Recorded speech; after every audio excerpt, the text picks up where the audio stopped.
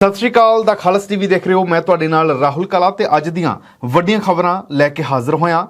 पंजाब दे मुख मंत्री भगवंत मान वालों दावा किया गया कि सूबे दे अंदर आने वाले समय दे विच नौकरियां दे वड्डे अफसर जिहड़े आ ओह पैदा होणगे, क्योंकि अज प्रेस कॉन्फ्रेंस चंडीगढ़ दे विच कीती गई। इस दौरान मुख मंत्री ने दावा किया है कि सूबे दे अंदर जो उद्योगपति हैगे उन्हां वालों 38,175 करोड़ रुपए का निवेश किया जाएगा ते इस निवेश दे नाल सूबे दे अंदर 2,43,248 लोगों को रोजगार जिहड़ा है वो मिलेगा। इस तो इलावा सब तो वध जिहड़ा निवेश होवेगा वो SAS नगर मोहाली दे विच होवेगा। मोहाली जिले दे विच 9,794 करोड़ रुपए का निवेश किया जाएगा, जो कि सारे पंजाब के जिलों तो सब तो वध है। इस तो इलावा भगवंत मान ने कहा कि यूके ते जापान आने वाले निवेशक जिहड़े हैगे सम्मेलन 2023 दे विच भाईवाल देश होणगे। अज चंडीगढ़ दे विच कॉन्फ्रेंस हुई है तो सूबे दे अंदर 2.5 लाख के करीब होर प्राइवेट सैक्टर दे अंदर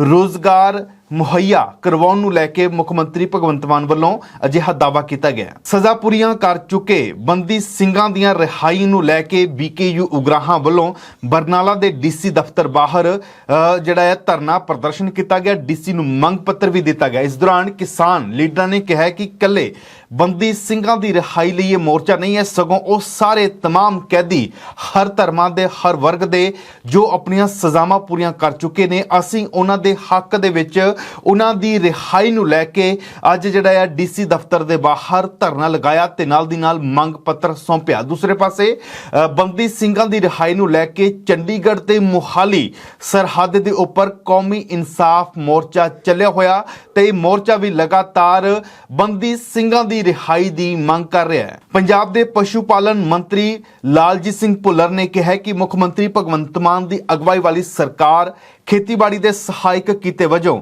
घोड़ा पालन नूं तरजीह देन जा रही है। पिंड जंडियाली जिला लुधियाना विखे जो दूजे अंपायर हॉर्स कप 2023 ਦੇ इनाम वंड समारोह ਦੇ ਵਿੱਚ ਪਹੁੰਚੇ ਹੋਏ ਸੀ ਤਾਂ ਇਸ ਮੌਕੇ ਦੇ ਉੱਪਰ ਉਹਨਾਂ ਦੇ ਨਾਲ ਪੰਚਾਇਤ ਮੰਤਰੀ ਕੁਲਦੀਪ ਸਿੰਘ ਧਾਲੀਵਾਲ ਤੇ ਨਾਲ ਦੀ ਨਾਲ ਬ੍ਰਹਮ ਸ਼ੰਕਰ ਜਿੰਪਾ ਵੀ ਪਹੁੰਚੇ ਹੋਏ ਸੀ। ਲਾਲਜੀਤ ਸਿੰਘ ਭੁੱਲਰ ਨੇ ਕਿਹਾ ਕਿ ਘੋੜਾ ਪਾਲਣ ਖੇਤਰ ਦੇ ਵਿੱਚ ਜਿਹੜੇ ਅਥਾਹ ਮੌਕੇ ਹੈਗੇ ਨੇ ਰੋਜ਼ਗਾਰ ਦੇ ਨਾਲ ਦੀ ਨਾਲ ਸਰਕਾਰ ਘੋੜਾ ਪਾਲਣ ਨੂੰ ਇੱਕ ਆਮ ਕਿਸਾਨ ਵਰਗ ਦੇ ਦਾਇਰੇ ਦੇ ਵਿੱਚ ਲਿਆਉਣ ਦੇ ਲਈ ਵਿਚਾਰ ਕਰੇਗੀ। ਇਸ ਦੇ ਉੱਪਰ ਸਬਸਿਡੀ ਦਾ ਐਲਾਨ ਵੀ ਕੀਤਾ ਜਾ ਸਕਦਾ ਹੈ। ਉਹਨਾਂ ਨੇ ਕਿਹਾ ਕਿ ਪੰਜਾਬ ਦੇ ਵਿੱਚ ਜਿਹੜਾ ਪੰਜਾਬ ਦੀ ਨਸਲ ਹੈ ਨੁਕਰੇ ਘੋੜੇ ਨੂੰ ਦੂਜੇ ਸੂਬਿਆਂ ਦੇ ਵਿੱਚ ਵੀ ਜਿਹੜਾ ਆ ਪ੍ਰਚਾਰਿਤ ਕਰਨ ਦੇ ਲਈ ਇੱਕ ਵੱਖਰੇ ਤੌਰ ਦੇ ਉੱਪਰ ਹੁੰਗਾਰਾ ਸਰਕਾਰ ਭਰੇਗੀ ਤਾਂ ਜੋ ਘੋੜਾ ਪਾਲਣ ਦਾ ਇੱਕ ਕੀਤਾ ਹੈਗਾ ਆ ਜੋ ਹੌਲੀ ਹੌਲੀ ਖਤਮ ਹੁੰਦਾ ਜਾ ਰਿਹਾ ਤਾਂ ਇਸ ਦੇ ਵਿੱਚ ਕਿਸਾਨਾਂ ਨੂੰ ਹੋਰ ਇਸ ਦੇ ਨਾਲ ਜੋੜਨ ਦੇ ਲਈ ਸਰਕਾਰ ਇੱਕ ਸਹਾਇਤਾ ਪ੍ਰਦਾਨ ਕਰੇਗੀ। ਉਧਰ ਦੂਸਰੇ ਪਾਸੇ ਮੁੱਖ ਮੰਤਰੀ ਭਗਵੰਤ ਮਾਨ ਨੇ ਟੋਲ ਪਲਾਜ਼ੇ ਨੂੰ ਲੈ ਕੇ ਸਾਫ਼ ਸ਼ਬਦਾਂ ਦੇ ਵਿੱਚ ਕਿਹਾ ਕਿ ਸੂਬੇ ਦੇ ਅੰਦਰ ਜਿਹੜੇ ਟੋਲ ਪਲਾਜ਼ਿਆਂ ਦੀ ਮਿਆਦ ਖਤਮ ਹੋ ਜਾਵੇਗੀ ਉਹਨਾਂ ਨੂੰ ਰੀਨਿਊ ਨਹੀਂ ਕੀਤਾ ਜਾਵੇਗਾ ਜਾਂ ਫਿਰ ਉਹਨਾਂ ਨੂੰ ਕੋਈ ਵੀ ਐਕਸਟੈਂਸ਼ਨ ਜਿਹੜੀ ਹੈ ਨਹੀਂ ਦਿੱਤੀ ਜਾਵੇਗੀ। ਇਸ ਤੋਂ ਪਹਿਲਾਂ CM ਨੇ ਕਿਹਾ ਕਿ ਪਿਛਲੀਆਂ ਸਰਕਾਰਾਂ ਦੀ ਮਿਲੀ ਭੁਗਤ ਦੇ ਕਾਰਨ ਜੋ ਕਾਫੀ ਸਾਲਾਂ ਤੋਂ ਟੋਲ ਪਲਾਜ਼ਾ ਚੱਲੇ ਹੋਏ ਨੇ ਤਾਂ ਸਰਕਾਰਾਂ ਦੀ ਮਿਲੀ ਭੁਗਤ ਦੇ ਕਾਰਨ ਹੀ ਇਹਨਾਂ ਦੀਆਂ ਜਿਹੜੀ ਐਕਸਟੈਂਸ਼ਨ ਮਿਲਦੀਆਂ ਰਹੀਆਂ ਨੇ, ਜਦ ਕਿ ਅਜਿਹਾ ਨਹੀਂ ਹੋਣਾ ਚਾਹੀਦਾ। ਟੋਲ ਪਲਾਜ਼ੇ ਜਿਨ੍ਹਾਂ ਦੀ ਐਕਸਪਾਇਰੀ ਡੇਟ ਖਤਮ ਹੋ ਗਈ ਉਹਨਾਂ ਨੂੰ ਬੰਦ ਕਰਾਂਗੇ, ਹਾਲਾਂਕਿ ਉਹ ਐਕਸਟੈਂਸ਼ਨ ਮੰਗ ਰਹੇ ਨੇ। ਕਦੋਂ ਤੋਂ ਮੰਗ ਰਹੇ ਨੇ? 2013 ਤੋਂ ਮਿਲ ਵੀ ਰਹੀ ਸੀ। ਵਧਾ ਦਿਓ ਜੀ 4 ਸਾਲ, ਚਲੋ ਚੱਕ 4 ਸਾਲ, ਵਧਾ ਦਿਓ ਜੀ 2 ਸਾਲ, ਚੱਕ 2 ਸਾਲ। ਆਪਾਂ ਕਿਹੜਾ ਕਿਸੇ ਟੋਲ ਪਲਾਜ਼ੇ ਨੂੰ ਜਾ ਕੇ ਪੁੱਛਦੇ ਹਾਂ ਵੀ ਭਾਈ ਕਿੰਨਾ ਕੁ ਚਿਰ ਲਾਓਗੇ, ਇਹ ਰੇਟ ਵੀ ਵਧਾਈ ਚਲੋ ਨਾਲ।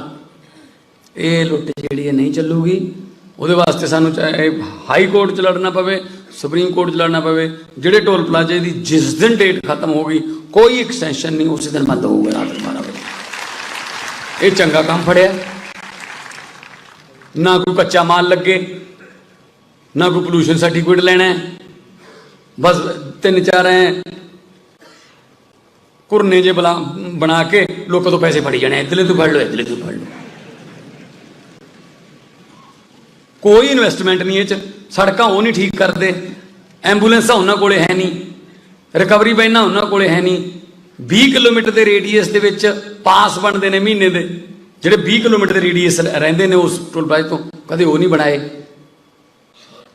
सो जिथे भी पैसा बचूगा पंजाब का ਅਸੀਂ ਬਚਾਵਾਂਗੇ, ਬਚਾ ਕੇ ਖਜ਼ਾਨੇ 'ਚ ਲਿਆਵਾਂਗੇ। ਉਹ ਖਜ਼ਾਨੇ 'ਚੋਂ ਜਿਹੜਾ ਪੈਸਾ ਹੈ ਉਹ ਤੁਹਾਡੀਆਂ ਤਨਖਾਹਾਂ ਰਾਹੀਂ, ਉਹ ਬਿਜਲੀ ਰਾਹੀਂ, ਉਹ ਇਨਫਰਾਸਟ੍ਰਕਚਰ ਰਾਹੀਂ, ਉਹ ਤੁਹਾਨੂੰ ਬਿਹਤਰ ਸਹੂਲਤਾਂ ਰਾਹੀਂ, ਚੰਗੇ ਸਕੂਲਾਂ ਰਾਹੀਂ, ਮੁਹੱਲਾ ਕਲੀਨਿਕਾਂ ਰਾਹੀਂ, ਚੰਗੇ ਹਸਪਤਾਲਾਂ ਰਾਹੀਂ ਤੁਹਾਡੇ ਲਈ ਵਾਪਸ ਲੱਗੂਗਾ ਉਹ ਪੈਸਾ।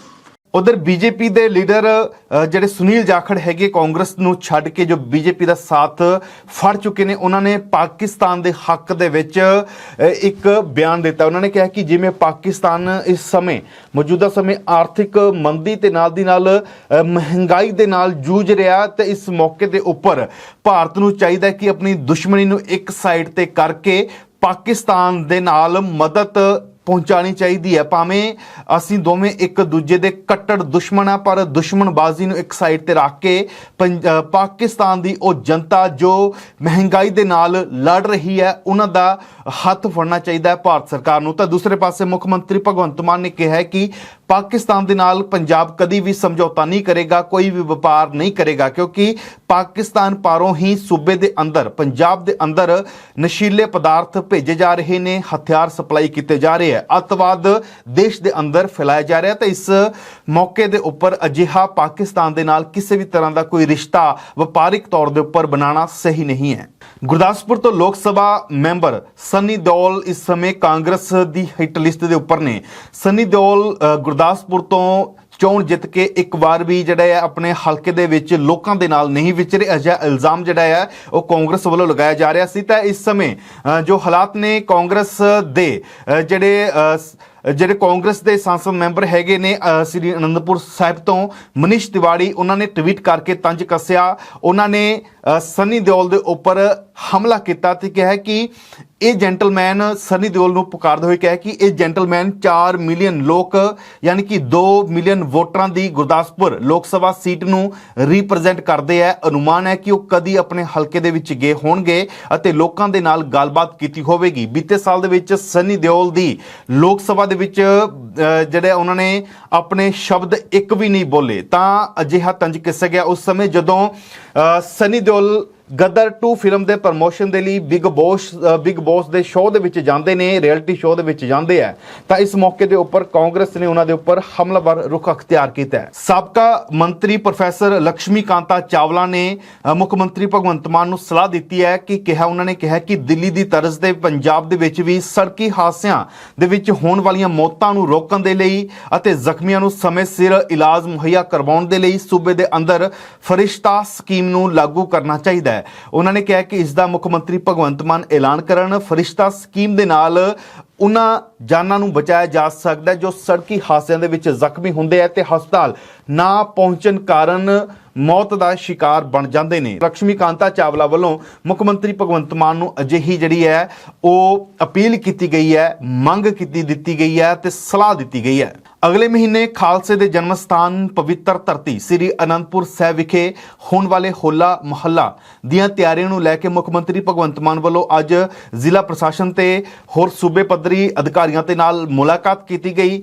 ਮੀਟਿੰਗ ਦੇ ਵਿੱਚ ਮੁੱਖ ਮੰਤਰੀ ਭਗਵੰਤ ਮਾਨ ਨੇ ਇਹ ਦਾਅਵਾ ਕੀਤਾ ਹੈ ਕਿ ਸਾਡੀ ਸਰਕਾਰ ਇਸ ਤਰ੍ਹਾਂ ਦੇ ਪ੍ਰਬੰਧ ਕਰੇਗੀ ਕਿ ਸੰਗਤਾਂ ਨੂੰ ਕਿਸੇ ਤਰ੍ਹਾਂ ਦੀ ਕੋਈ ਵੀ ਦਿੱਕਤ ਨਹੀਂ ਆਵੇਗੀ। ਲੋਕ ਵੱਡੀ ਤਾਦਾਦ ਦੇ ਵਿੱਚ ਹੋਲਾ ਮਹੱਲਾ ਦੇਖਣ ਦੇ ਲਈ ਇੱਥੇ ਪਹੁੰਚ ਸਕਦੇ ਨੇ। ਉਧਰ ਪੰਜਾਬ ਸਕੂਲ ਸਿੱਖਿਆ ਬੋਰਡ ਵੱਲੋਂ ਇੱਕ ਵੱਡਾ ਫੈਸਲਾ ਕੀਤਾ ਗਿਆ ਜਿਸ ਦੇ ਨਾਲ ਮਹਿਲਾ ਮੁਲਾਜ਼ਮਾਂ ਨੂੰ ਇੱਕ ਵੱਡਾ ਧੱਕਾ ਲੱਗਣ ਵਾਲਾ ਹੈ। ਦਰਅਸਲ ਕੀ ਹੈ ਕਿ ਪੰਜਾਬ ਦੇ ਸਿੱਖਿਆ ਵਿਭਾਗ ਨੇ ਬੱਚੇ ਦੀ ਦੇਖਭਾਲ ਦੇ ਲਈ ਜੋ ਮਹਿਲਾ ਕਰਮਚਾਰੀਆਂ ਨੂੰ ਦਿੱਤੀ ਜਾਣ ਵਾਲੀ ਚਾਈਲਡ ਕੇਅਰ ਲੀਵ ਹੈ ਉਸ ਦੇ ਉੱਪਰ ਪਾਬੰਦੀ ਲਗਾ ਦਿੱਤੀ ਹੈ। ਹਾਲਾਂਕਿ ਇਹ ਪਾਬੰਦੀ ਕਦੋਂ ਤੱਕ ਲਗਾਈ ਗਈ ਹੈ ਇਸ ਦਾ ਜ਼ਿਕਰ ਨਹੀਂ ਕੀਤਾ ਗਿਆ। ਫਿਲਹਾਲ ਅਗਲੇ ਹੁਕਮਾਂ ਤੱਕ ਜਿਹੜੀ ਹੈ ਚਾਈਲਡ ਕੇਅਰ ਲੀਵ ਦੇ ਉੱਪਰ ਪਾਬੰਦੀ ਰਹੇਗੀ।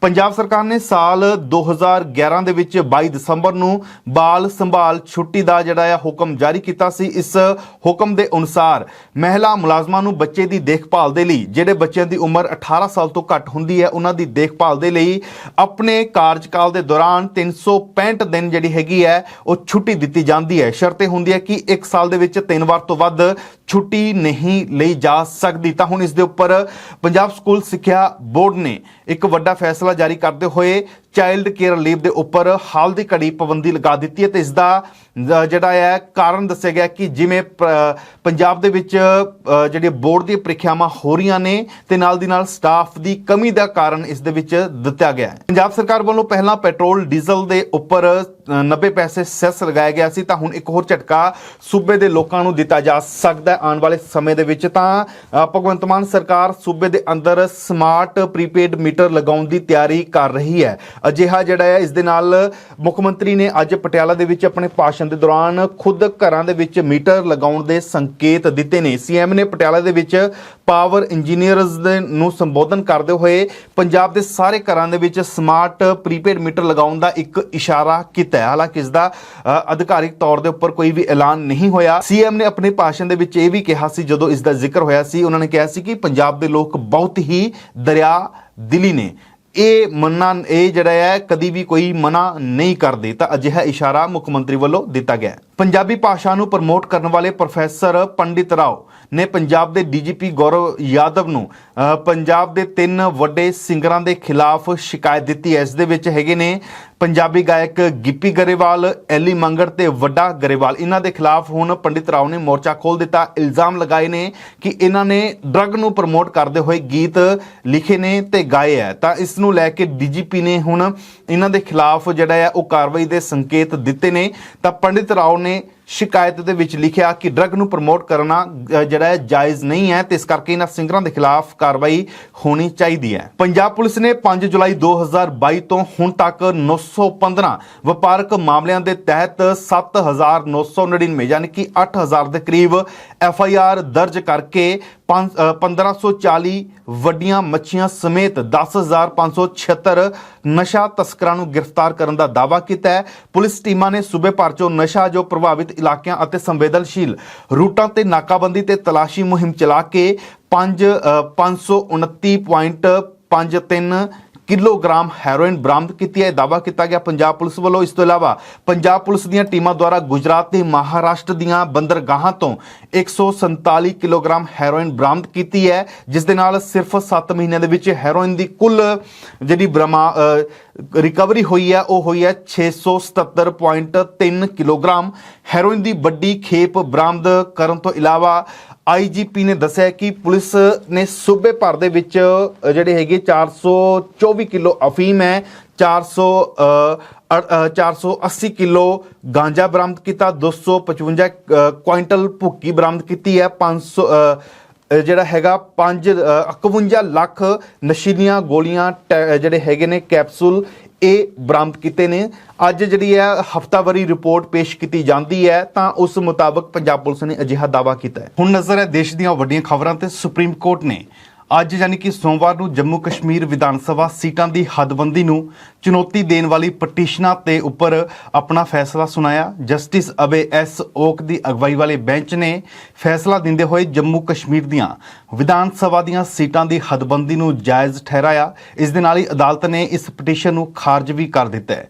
ਸ਼੍ਰੀਨਗਰ ਦੇ 2 ਨਿਵਾਸੀਆਂ ਵੱਲੋਂ ਸੁਪਰੀਮ ਕੋਰਟ ਦੇ ਵਿੱਚ ਪਟੀਸ਼ਨ ਦਾਇਰ ਕੀਤੀ ਗਈ ਸੀ। ਇਸ ਪਟੀਸ਼ਨ ਦੇ ਵਿੱਚ ਜੰਮੂ ਕਸ਼ਮੀਰ 'ਚ ਸੀਟਾਂ ਦੀ ਗਿਣਤੀ ਜੋ 107 ਹੈ ਉਸ ਨੂੰ ਵਧਾ ਕੇ 114 ਕਰਨ ਦੇ ਫੈਸਲੇ ਨੂੰ, ਸਰਕਾਰ ਦੇ ਫੈਸਲੇ ਨੂੰ ਚੁਣੌਤੀ ਦਿੱਤੀ ਗਈ ਸੀ। ਪਟੀਸ਼ਨ ਕਰਤਾਵਾਂ ਨੇ ਦਲੀਲ ਦਿੱਤੀ ਸੀ ਕਿ ਇਸ ਨੂੰ ਭਾਰਤ ਦੇ ਸੰਵਿਧਾਨ ਦੀ ਧਾਰਾ 81, 82, 170, 330 ਅਤੇ 332 ਜੰਮੂ ਕਸ਼ਮੀਰ ਤੇ ਕਸ਼ਮੀਰ ਪੁਨਰਗਠਨ ਐਕਟ 2019 ਦੀ ਧਾਰਾ 63 ਦੁਆਰਾ ਰੱਦ ਕੀਤਾ ਗਿਆ ਸੀ। ਉਧਰ PDP ਪ੍ਰਧਾਨ ਮਹਿਬੂਬਾ ਮੁਫਤੀ ਨੇ ਵੀ ਕਿਹਾ ਕਿ ਜਦੋਂ ਧਾਰਾ 370 ਤੇ ਜੰਮੂ ਕਸ਼ਮੀਰ ਪੁਨਰਗਠਨ ਐਕਟ ਨੂੰ ਚੁਣੌਤੀ ਦੇਣ ਵਾਲੀਆਂ ਪਟੀਸ਼ਨਾਂ ਸੁਪਰੀਮ ਕੋਰਟ ਵਿੱਚ ਸੁਣਵਾਈ ਅਧੀਨ ਨੇ ਤਾਂ ਇਸ ਹਾਲਾਤ ਦੇ ਵਿੱਚ ਸਰਵਉੱਚ ਅਦਾਲਤ ਦੇ ਅੱਜ ਦੇ ਫੈਸਲੇ ਦਾ ਕੋਈ ਅਰਥ ਨਹੀਂ ਰਹਿ ਜਾਂਦਾ। ਸਿੱਕਮ 'ਚ ਅੱਜ ਤੜਕਸਾਰ ਭੂਚਾਲ ਦੇ ਝਟਕੇ ਮਹਿਸੂਸ ਕੀਤੇ ਗਏ। ਰਿਕਟਰ ਪੈਮਾਨੇ ਤੇ ਭੂਚਾਲ ਦੀ ਤੀਬਰਤਾ ਜਿਹੜੀ ਹੈਗੀ ਹੈ 4.3 ਨਾਪੀ ਗਈ ਹੈ। ਨੈਸ਼ਨਲ ਸੈਂਟਰ ਫਾਰ ਸਿਸਲੋਜੀ ਨੇ ਦੱਸਿਆ ਕਿ 10 ਕਿਲੋਮੀਟਰ ਦੀ ਡੂੰਘਾਈ ਦੇ ਨਾਲ ਇਹ ਭੂਚਾਲ ਜਿਹੜਾ ਹੈਗਾ ਪੱਛਮੀ ਸਿੱਕਮ ਜ਼ਿਲ੍ਹੇ ਦੇ ਯੁਕਸੋਮ ਤੋਂ 70 ਕਿਲੋਮੀਟਰ ਉੱਤਰ ਪੱਛਮ ਵੱਲ ਤੜਕਸਾਰ ਸਵੇਰੇ 4:15 ਤੇ ਆਇਆ। ਇਸ ਕਾਰਨ ਯੁਕਸੋਮ ਜਿਹੜਾ ਕਸਬਾ ਹੈਗਾ ਇਸ ਦੇ ਆਲੇ ਦੁਆਲੇ ਕਈ ਜ਼ਬਰਦਸਤ ਝਟਕੇ ਮਹਿਸੂਸ ਕੀਤੇ ਗਏ। ਇਸ ਤੋਂ ਇਲਾਵਾ ਉਹਨਾਂ ਨੇ ਕਿਹਾ ਕਿ ਭੂਚਾਲ ਕਾਰਨ ਕਿਸੇ ਤਰ੍ਹਾਂ ਦਾ ਜਾਨੀ ਜਾਂ ਫਿਰ ਮਾਲੀ ਨੁਕਸਾਨ ਨਹੀਂ ਹੋਇਆ। ਕਾਂਗਰਸ ਸਮੇਤ 14 ਵਿਰੋਧੀ ਪਾਰਟੀਆਂ ਨੇ ਅੱਜ ਸੰਸਦ ਦੇ ਮੌਜੂਦਾ ਬਜਟ ਸੈਸ਼ਨ ਵਿੱਚ ਅੱਗੇ ਦੀ ਰਣਨੀਤੀ ਤੇ ਚਰਚਾ ਕੀਤੀ ਹੈ। ਜੋ ਮਿਲੀ ਜਾਣਕਾਰੀ ਹੈ ਕਿ ਸੰਸਦ ਭਵਨ ਦੇ ਵਿੱਚ ਰਾਜ ਸਭਾ 'ਚ ਵਿਰੋਧੀ ਧਿਰ ਦੇ ਨੇਤਾ ਮਲਿਕਾ ਅਰਜੁਨ ਖੜਗੇ ਦੇ ਚੈਂਬਰ ਦੇ ਵਿੱਚ ਜੋ ਬੈਠਕ ਹੋਈ ਹੈ, ਇਸ ਦੇ ਵਿੱਚ ਕਾਂਗਰਸ, DMK, ਆਮ ਆਦਮੀ ਪਾਰਟੀ, ਸਮਾਜਵਾਦੀ ਪਾਰਟੀ, ਜਨਤਾ ਦਲ ਯੂਨਾਈਟਿਡ, ਰਾਸ਼ਟਰੀ ਜਨਤਾ ਦਲ ਅਤੇ ਕਈ ਹੋਰ ਪਾਰਟੀਆਂ ਦੇ ਲੀਡਰ ਸ਼ਾਮਲ ਸਨ। ਉਧਰ ਕਾਂਗਰਸ ਦੇ ਮੈਂਬਰ ਰਜਨੀ ਪਾਟਿਲ ਦੀ ਮੁਅੱਤਲੀ ਰੱਦ ਕਰਨ, ਵਿਰੋਧੀ ਧਿਰ ਦੇ ਨੇਤਾ ਮਲਿਕਾ ਅਰਜੁਨ ਖੜਗੇ ਸਮੇਤ ਵਿਰੋਧੀ ਧਿਰ ਦੇ ਕੁਝ ਮੈਂਬਰਾਂ ਦੇ ਭਾਸ਼ਣ ਦੇ ਕੁਝ ਹਿੱਸਿਆਂ ਨੂੰ ਸਦਨ ਦੀ ਕਾਰਵਾਈ ਦੇ ਵਿੱਚੋਂ ਬਾਹਰ ਕਰਨ ਅਤੇ ਅਡਾਨੀ ਗਰੁੱਪ ਦੇ ਨਾਲ ਸੰਬੰਧਿਤ ਮਾਮਲੇ ਦੀ ਜਾਂਚ ਲਈ ਸਾਂਝੀ ਸੰਸਦੀ ਕਮੇਟੀ ਕਾਇਮ ਕਰਨ ਦੀ ਮੰਗ ਲਈ ਵਿਰੋਧੀ ਮੈਂਬਰਾਂ ਵੱਲੋਂ ਅੱਜ ਰਾਜ ਸਭਾ 'ਚ ਜ਼ੋਰਦਾਰ ਢੰਗ ਦੇ ਨਾਲ ਨਾਰਾਜ਼ਗੀ ਪ੍ਰਗਟਾਈ ਗਈ ਹੈ। ਇਸ ਕਾਰਨ ਸਦਨ ਨੂੰ ਇੱਕ ਵਾਰ ਮੁਅੱਤਲ ਕਰਨ ਤੋਂ ਬਾਅਦ ਉੱਪਰਲੇ ਸਦਨ ਨੂੰ 13 ਮਾਰਚ ਤੱਕ ਉਠਾ ਦਿੱਤਾ ਗਿਆ। ਬਜਟ ਸੈਸ਼ਨ ਦਾ ਦੂਸਰਾ ਪੜਾਅ ਹੁਣ 13 ਮਾਰਚ ਤੋਂ ਸ਼ੁਰੂ ਹੋਵੇਗਾ। ਭਾਰਤ ਦੀ ਸਭ ਤੋਂ ਵੱਡੀ ਏਰੋਸਪੇਸ ਅਤੇ ਰੱਖਿਆ ਪ੍ਰਦਰਸ਼ਨੀ ਏਰੋ ਇੰਡੀਆ ਦਾ 14ਵਾਂ ਸੈਸ਼ਨ ਜਿਹੜਾ ਹੈ ਅੱਜ ਸ਼ੁਰੂ ਹੋ ਚੁੱਕਿਆ। ਪ੍ਰਧਾਨ ਮੰਤਰੀ ਨਰਿੰਦਰ ਮੋਦੀ ਨੇ ਸ਼ੋਅ ਦਾ ਉਦਘਾਟਨ ਕੀਤਾ। ਮੋਦੀ ਨੇ ਇਸ ਮੌਕੇ ਕਿਹਾ ਕਿ ਏਰੋ ਇੰਡੀਆ ਭਾਰਤ ਦੀ ਨਵੀਂ ਤਾਕਤ ਅਤੇ ਸਮਰੱਥਾ ਨੂੰ ਦਰਸਾਉਂਦਾ ਹੈ। ਉਹਨਾਂ ਨੇ ਕਿਹਾ ਕਿ ਏਰੋ ਇੰਡੀਆ ਅੱਜ ਸਿਰਫ ਪ੍ਰਦਰਸ਼ਨ ਨਹੀਂ ਹੈ, ਸਗੋਂ ਭਾਰਤ ਦੇ ਆਤਮ ਵਿਸ਼ਵਾਸ ਦਾ ਇੱਕ ਪ੍ਰਤੀਬਿੰਬ ਹੈ। ਭਾਰਤ ਅੱਜ ਨਾ ਸਿਰਫ ਬਾਜ਼ਾਰ ਹੈ, ਸਗੋਂ ਕਈ ਦੇਸ਼ਾਂ ਲਈ ਸੰਭਾਵੀ ਰੱਖਿਆ ਭਾਈਵਾਲ ਵੀ ਹੈ। ਚੀਫ ਜਸਟਿਸ DY ਚੰਦਰਚੂੜ ਨੇ ਜਸਟਿਸ ਰਾਜੇਸ਼ ਬਿੰਦਲ ਅਤੇ ਜਸਟਿਸ ਅਰਵਿੰਦ ਕੁਮਾਰ ਨੂੰ ਸੁਪਰੀਮ ਕੋਰਟ ਦੇ ਜੱਜ ਅਹੁਦੇ ਵਜੋਂ ਜਿਹੜਾ ਹੈਗਾ ਆ ਉਹਨਾਂ ਦੀ ਸਹੁੰ ਚੁਕਾਈ ਹੈ। ਇਸ ਦੇ ਨਾਲ ਹੀ ਸੁਪਰੀਮ ਕੋਰਟ ਦੇ ਵਿੱਚ ਜੱਜਾਂ ਦੀ ਗਿਣਤੀ ਜਿਹੜੀ ਹੈ ਹੁਣ 34 ਹੋ ਚੁੱਕੀ ਹੈ। ਸੁਪਰੀਮ ਕੋਰਟ ਕੰਪਲੈਕਸ ਦੇ ਵਿੱਚ ਸਹੁੰ ਚੁੱਕ ਸਮਾਗਮ ਰੱਖਿਆ ਗਿਆ ਸੀ, ਜਿੱਥੇ ਕਈ ਹੋਰ ਵੱਡੀਆਂ ਸ਼ਖਸੀਅਤਾਂ ਮੌਜੂਦ ਸਨ। ਸੁਪਰੀਮ ਕੋਰਟ ਦੇ ਜੱਜ ਬਣਨ ਤੋਂ ਪਹਿਲਾਂ justice Bindal Allahabad high court ਦੇ ਚੀਫ ਜਸਟਿਸ ਸਨ, ਜਦੋਂ ਕਿ justice Arvind Kumar Gujarat high court ਦੇ ਚੀਫ ਜਸਟਿਸ ਸਨ। ਬਾਲੀਵੁੱਡ ਅਦਾਕਾਰਾ ਰਾਖੀ ਸਾਵੰਤ ਦੇ ਪਤੀ ਆਦਿਲ ਦੁਰਾਨੀ ਖਿਲਾਫ ਮੈਸੂਰ ਦੇ ਵਿੱਚ ਇਰਾਨੀ ਵਿਦਿਆਰਥਣ ਨੇ ਬਲਾਤਕਾਰ ਕਰਨ ਦਾ ਦੋਸ਼ ਲਗਾ ਕੇ ਕੇਸ ਦਰਜ ਕਰਵਾ ਦਿੱਤਾ ਹੈ। ਪੁਲਿਸ ਨੇ ਦੱਸਿਆ ਕਿ ਰਾਖੀ ਸਾਵੰਤ ਦੇ ਪਤੀ ਆਦਿਲ ਦੁਰਾਨੀ ਤੇ ਬਲਾਤਕਾਰ, ਧੋਖਾਧੜੀ, ਧਮਕੀ ਦੇਣ ਅਤੇ ਬਲੈਕਮੇਲ ਕਰਨ ਦਾ ਦੋਸ਼ ਲਗਾਇਆ ਗਿਆ ਸੀ। ਇਹ ਲੜਕੀ ਈਰਾਨ ਤੋਂ ਮੈਸੂਰ ਪੜਨ ਲਈ ਆਈ ਹੋਈ ਸੀ। ਮੈਸੂਰ ਦੇ ਵੀਵੀ ਪੁਰਮ ਪੁਲਿਸ ਸਟੇਸ਼ਨ ਦੇ ਵਿੱਚ ਮਾਮਲਾ ਦਰਜ ਕੀਤਾ ਗਿਆ। ਇਸ ਤੋਂ ਪਹਿਲਾਂ ਰਾਖੀ ਸਾਵੰਤ ਨੇ ਦੁਰਾਨੀ ਖਿਲਾਫ ਪੈਸਾ ਖੁਰਦ-ਬੁਰਦ ਕਰਨ ਦਾ ਵੀ ਜਿਹੜਾ ਹੈ ਕੇਸ ਦਰਜ ਕਰਵਾਇਆ ਹੋਇਆ ਹੈ। ਮਹਾਰਾਸ਼ਟਰ ਦੇ ਪੁਣੇ ਸ਼ਹਿਰ ਦੇ ਵਿੱਚ ਜੋ ਕੰਪਨੀ ਗੂਗਲ ਦਾ ਦਫ਼ਤਰ ਹੈ, ਉਸ ਦੇ ਵਿੱਚ ਬੰਬ ਹੋਣ ਦੀ ਸੂਚਨਾ ਮਿਲੀ ਹੈ, ਜਿਸ ਤੋਂ ਬਾਅਦ ਦਫ਼ਤਰ ਨੂੰ ਕੁਝ ਸਮੇਂ ਦੇ ਲਈ ਖਾਲੀ ਕਰਵਾ ਦਿੱਤਾ ਗਿਆ। ਬੰਬ ਮਿਲਣ ਦੀ ਸੂਚਨਾ ਜਿਵੇਂ ਹੀ ਪਤਾ ਲੱਗਦੀ ਹੈ ਤਾਂ ਗੂਗਲ ਦੇ ਦਫ਼ਤਰ ਦੇ ਵਿੱਚ ਹਫੜਾ ਦਫੜੀ ਮਚ ਜਾਂਦੀ ਹੈ। ਪੁਲਿਸ ਨੇ ਦੱਸਿਆ ਕਿ ਫੋਨ ਕਰਨ ਵਾਲਾ ਕਥਿਤ ਤੌਰ ਦੇ ਉੱਪਰ ਸ਼ਰਾਬ ਦੇ ਨਸ਼ੇ ਦੇ ਵਿੱਚ ਸੀ। ਉਸ ਨੂੰ ਹੈਦਰਾਬਾਦ ਤੋਂ ਕਾਬੂ ਕਰ ਲਿਆ ਗਿਆ। ਪੁਣੇ ਦੇ ਜਿਹੜਾ ਬਹੁਮੰਜ਼ਲਾ ਵਪਾਰਕ ਇਮਾਰਤ ਦੀ 11ਵੀਂ ਮੰਜ਼ਿਲ ਤੇ ਜੋ ਦਫ਼ਤਰ ਹੈਗਾ, ਇੱਥੇ ਐਤਵਾਰ ਦੇਰ ਰਾਤ ਨੂੰ ਫੋਨ ਕਰਕੇ ਦਫ਼ਤਰ ਕੰਪਲੈਕਸ ਦੇ ਵਿੱਚ ਬੰਬ ਰੱਖਣ ਦੀ ਸੂਚਨਾ ਦਿੱਤੀ ਗਈ ਸੀ ਤੇ ਜਾਂਚ ਜਦੋਂ ਕੀਤੀ ਗਈ ਕੰਪਲੈਕਸ ਦੀ ਤਾਂ ਇਹ ਖਬਰ ਝੂਠੀ ਨਿਕਲੀ, ਜਿਸ ਤੋਂ ਬਾਅਦ ਹੈਦਰਾਬਾਦ ਤੋਂ ਫੋਨ ਕਰਨ ਵਾਲੇ ਵਿਅਕਤੀ ਨੂੰ ਗ੍ਰਿਫਤਾਰ ਕਰ ਲਿਆ ਗਿਆ। ਉਧਰ ਉੱਤਰ ਪ੍ਰਦੇਸ਼ ਦੇ ਬਿਜਨੌਰ ਦੇ ਵਿੱਚ ਇੰਟਰ ਕਾਲਜ ਦੇ ਮੇਜ਼ ਦੇ ਵਿੱਚ ਰੱਖੀ ਬੋਤਲ 'ਚੋਂ ਪਾਣੀ ਪੀਣ ਤੇ ਦਲਿਤ ਵਿਦਿਆਰਥੀ ਦੀ ਕਥਿਤ ਕੁੱਟਮਾਰ ਕਰਨ ਅਤੇ ਮਾੜਾ ਬੋਲਣ ਕਾਰਨ ਪ੍ਰਿੰਸੀਪਲ ਖਿਲਾਫ ਕੇਸ ਦਰਜ ਕਰ ਲਿਆ ਗਿਆ। ਪੁਲਿਸ ਨੇ ਦੱਸਿਆ ਕਿ ਥਾਣਾ ਜਿਹੜਾ ਹੈਗਾ ਅਫਜ਼ਲਗੜ੍ਹ ਦੇ ਵਿੱਚ ਰਾਜਕੁਮਾਰ ਨਾਂ ਦੇ ਵਿਦਿਆਰਥੀ ਨੇ ਰਿਪੋਰਟ ਜਿਹੜੀ ਹੈ ਉਸ ਦੇ ਵਿੱਚ ਰਿਪੋਰਟ ਕਰਵਾਈ। ਉਸ ਦੇ ਵਿੱਚ ਦੱਸਿਆ ਗਿਆ ਕਿ ਉਹ ਚਮਨੋ ਦੇਵੀ ਇੰਟਰ ਕਾਲਜ ਦੇ ਵਿੱਚ 11ਵੀਂ ਦਾ ਵਿਦਿਆਰਥੀ ਹੈ। ਐਤਵਾਰ ਨੂੰ ਕਾਲਜ ਦੀ 12ਵੀਂ ਜਮਾਤ ਦੇ ਵਿਦਿਆਰਥੀਆਂ ਦੀ ਵਿਦਾਈ ਦੇ ਲਈ ਸਮਾਗਮ ਰੱਖਿਆ ਹੋਇਆ ਸੀ। ਇਸ ਦੌਰਾਨ ਉਸਨੇ ਮੇਜ਼ ਤੇ ਰੱਖੀ ਹੋਈ ਬੋਤਲ 'ਚੋਂ ਪਾਣੀ ਪੀਤਾ ਤਾਂ ਪ੍ਰਿੰਸੀਪਲ ਯੋਗਿੰਦਰ ਕੁਮਾਰ ਅਤੇ ਉਸਦੇ ਭਰਾਵਾਂ ਨੇ ਲੜਕੇ ਦੇ ਨਾਲ 11ਵੀਂ ਕਲਾਸ ਦੇ ਵਿਦਿਆਰਥੀ ਦੇ ਨਾਲ ਕਥਿਤ ਤੌਰ ਦੇ ਉੱਪਰ ਕੁੱਟਮਾਰ ਕੀਤੀ ਤੇ ਉਸ ਨੂੰ ਸ਼ਬਦ ਜਿਹੜੇ ਹੈ ਮੰਦੇ ਜਿਹੜੇ ਆ ਸ਼ਬਦਾਵਲੀ ਦੀ ਵਰਤੋਂ ਕੀਤੀ ਗਈ, ਜਿਸ ਤੋਂ ਬਾਅਦ ਪੁਲਿਸ ਨੇ ਹੁਣ ਮਾਮਲਾ ਦਰਜ ਕਰ ਲਿਆ। ਪੱਛਮੀ ਦਿੱਲੀ ਦੇ ਮੋਤੀ ਨਗਰ ਥਾਣਾ ਨੇੜੇ ਫੈਕਟਰੀ ਦੇ ਵਿੱਚ ਭਿਆਨਕ ਅੱਗ ਲੱਗਣ ਦੀ ਜਿਹੜੀ ਅੱਜ ਸਵੇਰੇ ਜਾਣਕਾਰੀ ਮਿਲੀ ਸੀ। ਦਿੱਲੀ ਫਾਇਰ ਸਰਵਿਸਿਜ਼ ਦੇ ਡਾਇਰੈਕਟੋਰੇਟ ਅਤੁਲ ਗਰਗ ਨੇ ਕਿਹਾ ਕਿ ਐਤਵਾਰ ਦੇਰ ਰਾਤ ਲੱਗੀ ਅੱਗ ਤੇ ਕਾਬੂ ਪਾ ਲਿਆ ਗਿਆ। ਕੜੀ ਮੁਸ਼ੱਕਤ ਤੋਂ ਬਾਅਦ ਕਿਸੇ ਦੇ ਜ਼ਖਮੀ ਹੋਣ ਦੀ ਸੂਚਨਾ ਫਿਲਹਾਲ ਨਹੀਂ ਹੈ। ਉਹਨਾਂ ਨੇ ਦੱਸਿਆ ਕਿ ਅੱਗ ਬੁਝਾਉਣ ਦੇ ਜਿਹੜਾ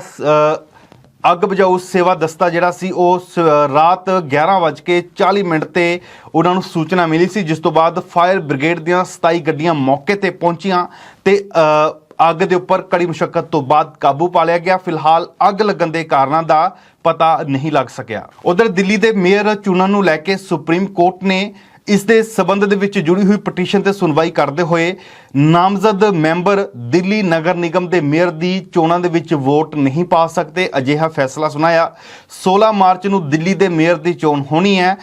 ਦਿੱਲੀ ਦੇ ਐਲਜੀ ਨੇ ਬੀਤੇ ਦਿਨੀ ਪ੍ਰਵਾਨਗੀ ਦਿੱਤੀ ਸੀ, ਜਿਸ ਤੋਂ ਬਾਅਦ ਹੁਣ 16 ਫਰਵਰੀ ਨੂੰ ਇਸ ਦਿੱਲੀ ਦੇ ਮੇਅਰ ਦੀ ਜਿਹੜੀ ਹੈ ਚੋਣ ਕੀਤੀ ਜਾਵੇਗੀ। ਤਾਂ ਸੁਪਰੀਮ ਕੋਰਟ ਨੇ ਇਸ ਦੇ ਉੱਪਰ ਫੈਸਲਾ ਸੁਣਾ ਦਿੱਤਾ ਹੈ ਕਿ ਨਾਮਜ਼ਦ ਜਿਹੜੇ ਮੈਂਬਰ ਹੈਗੇ ਆ ਦਿੱਲੀ ਨਗਰ ਨਿਗਮ ਦੇ ਵਿੱਚ ਉਹ ਵੋਟ ਨਹੀਂ ਪਾ ਸਕਦੇ। ਅੱਜ ਮਹਿਲਾ ਕ੍ਰਿਕਟ ਖਿਡਾਰਨਾਂ ਦੇ ਲਈ ਇਤਿਹਾਸਿਕ ਦਿਨ ਰਿਹਾ। ਭਾਰਤ ਦੇ ਵਿੱਚ ਪਹਿਲੀ ਵਾਰ ਹੋਣ ਵਾਲੀ ਜਿਵੇਂ ਪਹਿਲਾਂ IPL ਹੁੰਦਾ ਸੀ, ਇਸੇ ਤਰ੍ਹਾਂ ਹੁਣ ਮਹਿਲਾਵਾਂ ਦਾ WPL ਲੀਗ ਜਿਹੜੀ ਹੈਗੀ 2023 ਇਸ ਦੀ ਨਿਲਾਮੀ ਹੋਈ ਹੈ ਤੇ ਕਈ ਖਿਡਾਰੀਆਂ ਨੂੰ ਅੱਜ ਚੁਣਿਆ ਗਿਆ।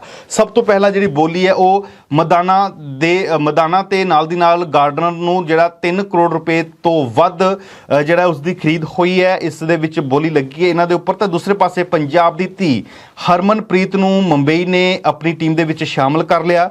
ਭਾਰਤੀ ਕ੍ਰਿਕਟ ਦੀ ਕਪਤਾਨ ਹਰਮਨਪ੍ਰੀਤ ਕੌਰ ਨੂੰ ਮੁੰਬਈ ਨੇ 1 ਕਰੋੜ 80 ਲੱਖ ਰੁਪਏ ਦੇ ਵਿੱਚ ਖਰੀਦ ਕੀਤਾ। ਇਸੇ ਤਰ੍ਹਾਂ ਹੁਣ ਦੁਨੀਆ ਦੀ ਪਹਿਲੀ ਮਹਿਲਾ ਕ੍ਰਿਕਟਰ ਬਣ ਚੁੱਕੀ ਹੈ ਜਿਹੜੀ ਪੰਜਾਬ ਦੀ ਧੀ। ਇਸ ਤੋਂ ਇਲਾਵਾ ਭਾਰਤ ਦੀ ਉਪ ਕਪਤਾਨ ਜਿਹੜੀ ਮਦਾਨਾ ਹੈ, ਇਹਨਾਂ ਨੂੰ ਵਿਰਾਟ ਕੋਹਲੀ ਦੀ ਟੀਮ ਫਰੈਂਚਾਈਜ਼ ਜਿਹੜੀ ਹੈਗੀ ਵਿਰਾਟ ਕੋਹਲੀ ਦੀ ਰਾਇਲ ਚੈਲੰਜਰ ਬੈਂਗਲੁਰੂ ਨੇ ਚੁਣਿਆ ਆਪਣੀ ਟੀਮ ਦੇ ਵਿੱਚ। ਭਾਰਤ ਦੀ ਕਪਤਾਨ ਹਰਮਨਪ੍ਰੀਤ ਕੌਰ ਦਾ ਨਾਂ ਨਿਲਾਮੀ ਸੂਚੀ ਵਿੱਚ ਦੂਸਰੇ ਨੰਬਰ ਤੇ ਰਿਹਾ ਹੈ। ਉਧਰ ਭਾਰਤੀ ਕ੍ਰਿਕਟ ਕੰਟਰੋਲ ਬੋਰਡ ਨੇ ਅੱਜ ਕਿਹਾ ਕਿ ਭਾਰਤ ਤੇ ਆਸਟ੍ਰੇਲੀਆ ਦੇ ਵਿਚਾਲੇ ਚੱਲ ਰਹੀ ਬਾਰਡਰ ਗਵਾਸਕਰ ਟਰਾਫੀ ਸੀਰੀਜ਼ ਦਾ ਤੀਸਰਾ ਜਿਹੜਾ ਟੈਸਟ ਮੈਚ ਆ ਉਹ ਧਰਮਸ਼ਾਲਾ ਦੇ ਵਿੱਚ ਨਹੀਂ ਖੇਡਿਆ ਜਾਵੇਗਾ। ਤਾਂ ਹੁਣ ਇਸ ਨੂੰ ਜਿਹੜਾ ਹੈ ਇੰਦੌਰ ਦੇ ਹੋਲਕਰ ਸਟੇਡੀਅਮ ਦੇ ਵਿੱਚ ਤਬਦੀਲ ਕਰ ਦਿੱਤਾ ਗਿਆ। ਸਿੱਧਾ ਜੇਕਰ ਕਿਹਾ ਜਾਵੇ ਤਾਂ ਧਰਮਸ਼ਾਲਾ ਤੋਂ ਤੀਸਰੇ ਟੈਸਟ ਮੈਚ ਦੀ ਮੇਜ਼ਬਾਨੀ ਜਿਹੜੀ ਹੈ ਉਹ ਖੁੱਸ ਚੁੱਕੀ ਹੈ। ਭਾਰਤੀ ਕ੍ਰਿਕਟ ਕੰਟਰੋਲ ਬੋਰਡ ਨੇ ਇਸ ਦਾ ਜਿਹੜਾ ਹੈ ਉਹ ਜ਼ਿਕਰ ਕੀਤਾ, ਇਸ ਦਾ ਐਲਾਨ ਕੀਤਾ। ਤੀਸਰਾ ਟੈਸਟ ਮੈਚ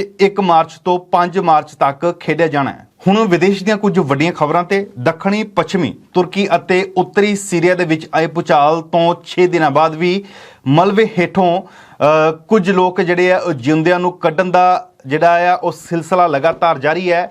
ਤੁਰਕੀ ਦੇ ਅਧਿਕਾਰੀਆਂ ਨੇ ਉਹਨਾਂ 130 ਲੋਕਾਂ ਨੂੰ ਵੀ ਹਿਰਾਸਤ ਦੇ ਵਿੱਚ ਲਿਆ ਹੈ ਜਿਨ੍ਹਾਂ ਦੇ ਖਿਲਾਫ ਵਾਰੰਟ ਜਾਰੀ ਕੀਤੇ ਹੋਏ ਸੀ, ਜਿਹੜੇ ਭੂਚਾਲ ਦੇ ਕਾਰਨ ਤਬਾਹੀਆਂ ਹੋਈਆਂ ਸੀ ਤੇ ਇਮਾਰਤ ਦੇ ਨਿਰਮਾਣ ਦੇ ਵਿੱਚ ਕਥਿਤ ਤੌਰ ਦੇ ਵਿੱਚ ਸ਼ਾਮਲ ਸੀ, ਜਿਨ੍ਹਾਂ ਨੇ ਜੋ ਇਮਾਰਤਾਂ ਢਹਿ ਢੇਰੀ ਹੋਈਆਂ ਉਸ ਦੇ ਨਿਰਮਾਣ ਦੇ ਵਿੱਚ ਇਹਨਾਂ ਦਾ ਹੱਥ ਸੀ। ਇਸ ਤੋਂ ਇਲਾਵਾ ਪੁਲਿਸ ਉਹਨਾਂ ਲੋਕਾਂ ਨੂੰ ਵੀ ਗ੍ਰਿਫਤਾਰ ਕਰ ਰਹੀ ਹੈ ਜੋ ਮਲਬੇ ਦੇ ਹੇਠਾਂ ਦੱਬੇ ਲੋਕਾਂ ਦਾ ਸਮਾਨ ਚੁਰਾ ਰਹੇ ਨੇ, ਲੁੱਟ-ਖੋਹ ਦੀ ਵਾਰਦਾਤਾਂ ਨੂੰ ਅੰਜਾਮ ਦੇ ਰਹੇ ਨੇ ਤੇ ਬੀਤੇ ਦਿਨ 48 ਲੋਕਾਂ ਨੂੰ ਅਜਿਹੇ ਗ੍ਰਿਫਤਾਰ ਕੀਤਾ ਗਿਆ ਸੀ। ਤੇ ਇਸੇ ਤਰ੍ਹਾਂ ਤੁਰਕੀ ਤੇ ਸੀਰੀਆ ਦੇ ਵਿੱਚ ਪਿਛਲੇ ਹਫ਼ਤੇ ਸੋਮਵਾਰ ਨੂੰ ਆਏ ਭੂਚਾਲ ਦੇ ਕਾਰਨ ਹੁਣ ਮਰਨ ਵਾਲਿਆਂ ਦੀ ਗਿਣਤੀ ਜਿਹੜੀ ਆ ਉਹ 34,000 ਨੂੰ ਪਾਰ ਕਰ ਚੁੱਕੀ ਹੈ। ਬੇਹੱਦ ਮੰਦਭਾਗੀ ਇਹ ਖਬਰ ਹੈ। ਜਿਵੇਂ ਰੈਸਕਿਊ ਚੱਲ ਰਿਹਾ, ਮੌਤਾਂ ਦਾ ਅੰਕੜਾ ਵੀ ਲਗਾਤਾਰ ਵੱਧ ਰਿਹਾ। ਬਚਾਅ ਕਾਰਜ ਹਾਲੇ ਵੀ ਲਗਾਤਾਰ ਜਾਰੀ ਹੈ। ਭਾਰਤ ਦੀਆਂ NDRF ਦੀਆਂ ਟੀਮਾਂ ਵੀ ਇੱਥੇ ਪਹੁੰਚੀਆਂ ਹੋਈਆਂ, 10 ਟੀਮਾਂ ਮੌਜੂਦ ਹੈ, ਰੈਸਕਿਊ ਆਪਰੇਸ਼ਨ ਕਰ ਰਹੀਆਂ ਨੇ।